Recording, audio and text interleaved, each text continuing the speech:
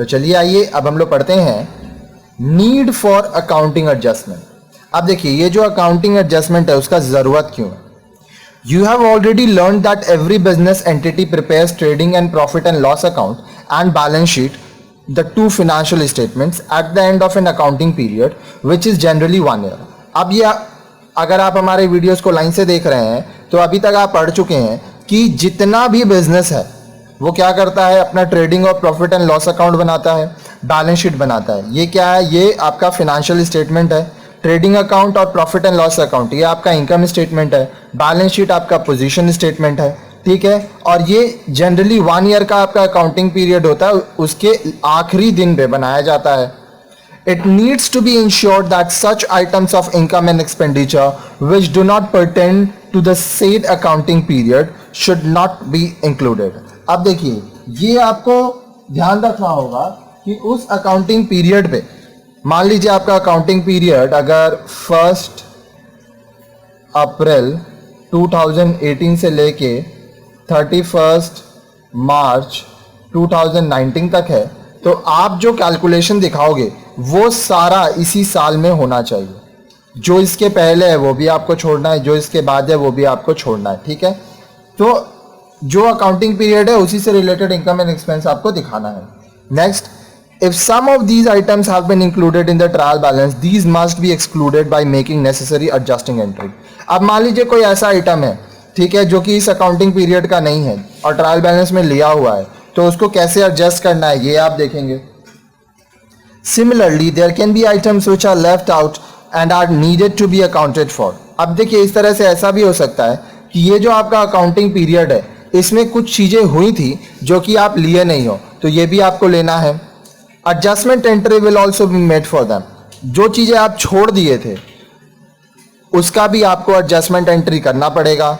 This is necessary in order to calculate the correct profit और loss and to show true and fair financial position of the business. अब ये क्या जरूरी है, ये इसलिए जरूरी है ताकि आप बिजनेस का प्रॉफिट और लॉस कैलकुलेट कर सको करेक्ट, और उसका जो फाइनेंशियल पोजीशन है वो एकदम सही तरीका से आप बता पाओ। For example, a firm closes its books on March 31 every year. Suppose it has not paid rent for the shop for the month of March. मान लीजिए कि एक बिजनेस है जो मार्च 31 में उसका क्लोजिंग होता है हर साल। अब वो अपना रेंट पे नहीं किया है मार्च का, तो क्या होगा, this will not be reflected in trial balance and hence it needs to be accounted for as it relates to the year for which accounts are being prepared.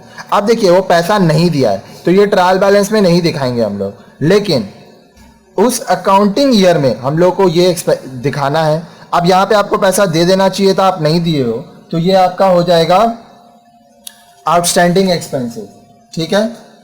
Similarly, suppose annual insurance premium has been paid up to June 30th। अब मान लीजिए जो आपका insurance premium है वो 30 जून तक का आप पे कर दिए हो। It means premium for 3 months has been paid in advance. अब देखिए बुक आपका मार्च में कंप्लीट हो रहा है, अप्रैल मई जून 3 महीने का आप एक्स्ट्रा एडवांस पेमेंट कर दिए हो। This is included in the item of insurance appearing in the trial balance. अब आपका जो ट्रायल बैलेंस है उसमें आप जो इंश्योरेंस का पैसा दिखाए थे उसमें 3 महीने का एक्स्ट्रा है। This amount paid in advance needs to be excluded. अब ये जो अमाउंट है इसको आपको निकाल देना है ताकि आप एग्जैक्ट उस साल का, जिस साल का आप कैलकुलेशन कर रहे हो वो आप निकाल पाओ।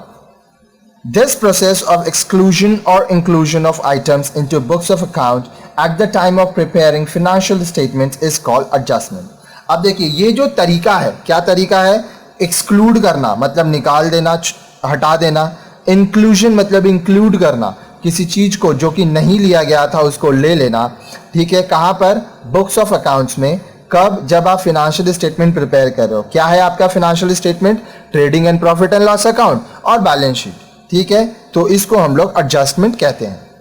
एग्जाम में एडजस्टमेंट्स वाला सम्स ही आता है, तो इसको एकदम ध्यान से समझिएगा। ये सम्स 10 नंबर के लिए, 15 नंबर के लिए, 20 नंबर के लिए आता है, तो ये बहुत ज़्यादा इंपॉर्टेंट है आपके लिए।